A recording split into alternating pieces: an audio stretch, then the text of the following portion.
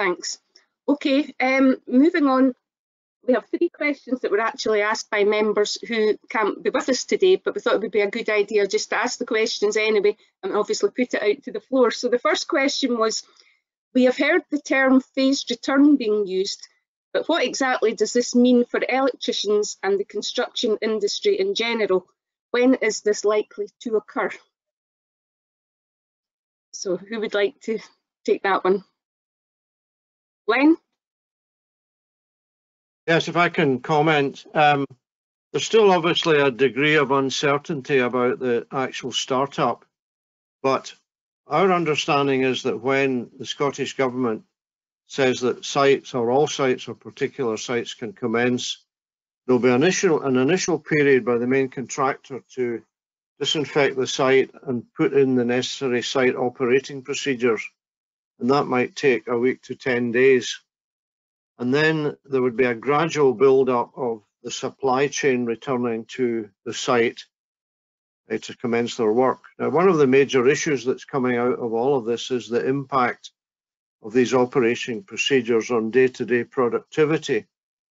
And there is a document on the forum website which gives you some guidance on the type of records you're going to need to take day-to-day to record productivity, or if there's a breach of the operating procedures, or you can't get into areas and that sort of thing.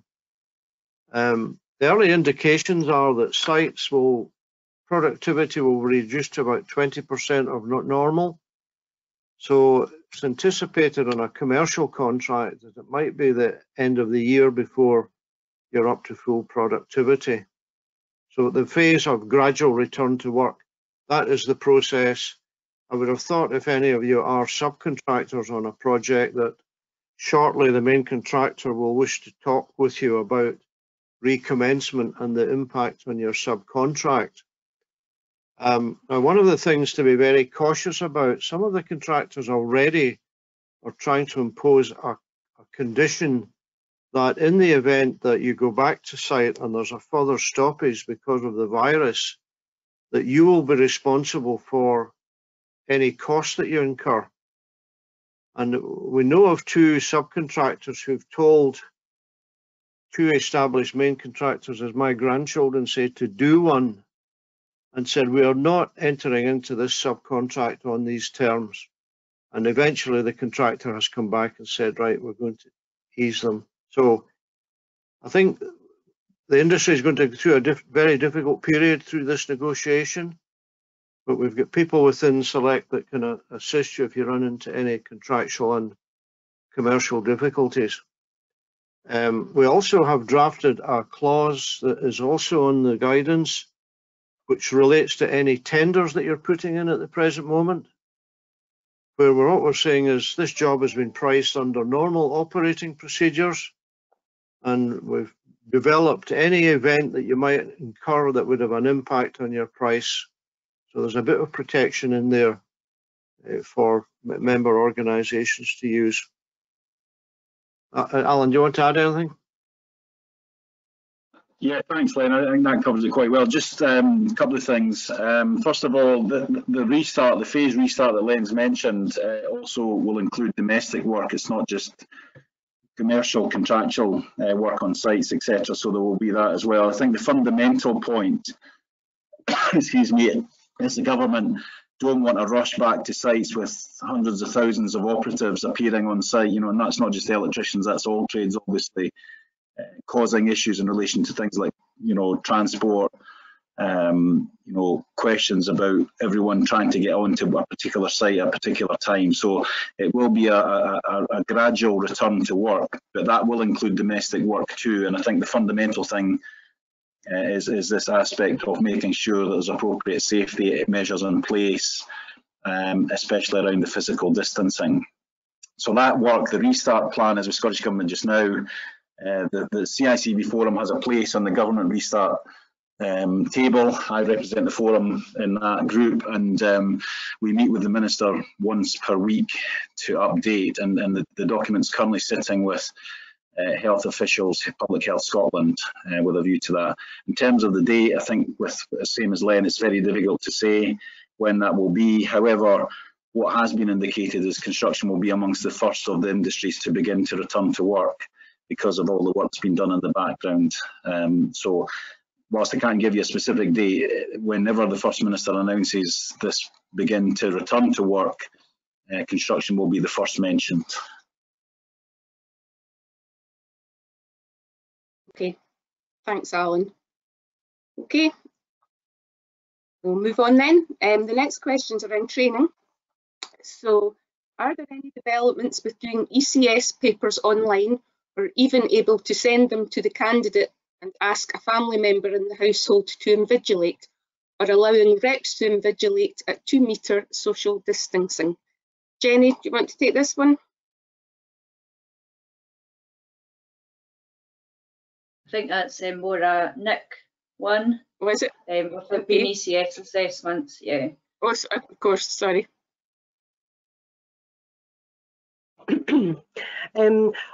Okay, so in terms of ECS, there is no plan to move ECS papers online at the minute, but we are developing a revised process for ECS, which we hope will be available from next week, in fact. You can request assessments by email just now. It's nikki.deegan@select.org.uk, and I'll put that email address in the chat.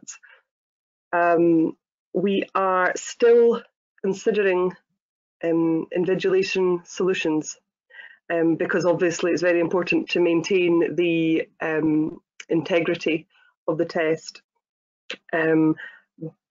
But yes, so watch this space, and we are hoping to have something very soon that will help us solve this issue.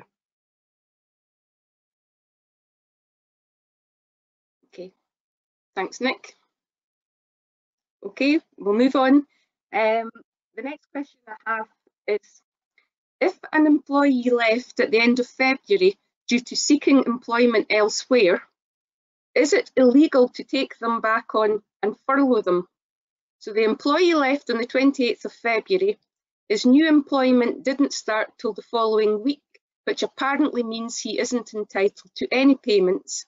Said ex-employee then contacted to ask to be taken back on the books.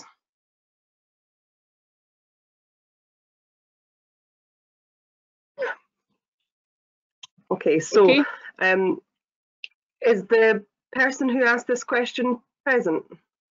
No, this is somebody who unfortunately couldn't make it today. Okay. Okay, well, going with the information that we have from the question then, if the employee in question was on the employer's PAYE system on the 28th of February, then it is possible that they could be re-employed and immediately furloughed. But that is up to the discretion of the previous employer, not the one that they went to and then found they couldn't be, or have been told that they couldn't be furloughed there. Now, the cut-off date for eligibility of employees for furlough was changed to the 19th of March.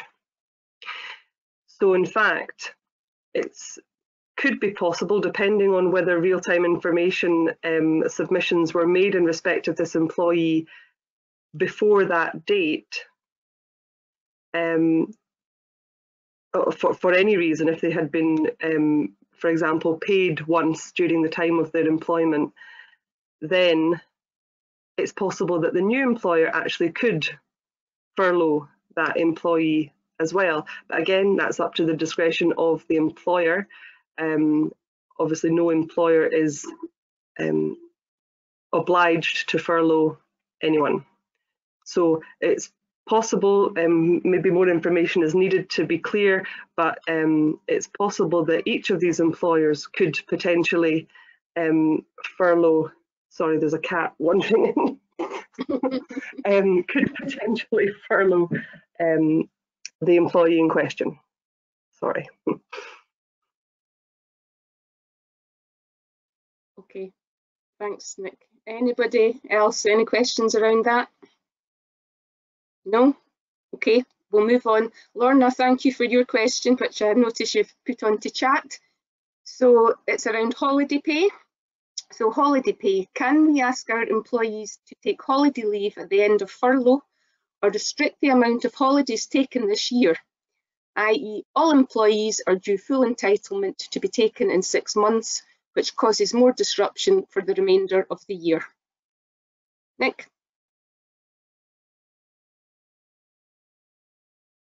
Okay, so when it comes to holiday pay, even in normal times, an employer can mandate the use of holiday by giving twice the amount of notice as the length of time that they would like to mandate as holiday. So for example, if an employer wanted to say that it is the case that all employees should take a week off at a certain time, then they must give 2 weeks notice to their employees that this holiday is mandated.